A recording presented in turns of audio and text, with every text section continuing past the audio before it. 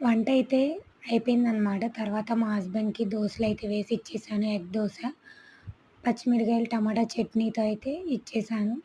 Coffee గూడా కలిపి ఇచ్చేసిన తర్వాత లంచ్ బాక్స్ అయితే ప్యాక్ చేశాను. రైస్, పచ్చడి, అలాగే బెండకాయ పులుసు, పెరుగు.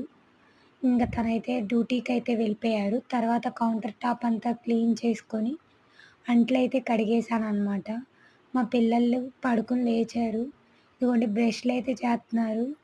మేము ఈనాడు పేపర్ ఏయించుకుంటాం. అదిగోండి పేపరయితే చూస్తుంది ఏదో తెలిసినట్టు పెద్ద.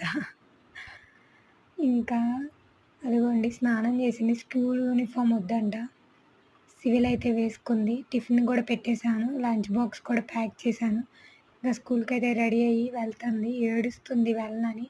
ఇంక అలాగే తీసుకెళ్ళి బండి మీదయితే దింపేసొచ్చామనమాట. ఒక వీడియో నచ్చితే లైక్ చేసి సబ్స్క్రైబ్ చేసుకోండి. చూస్తున్నారు కానీ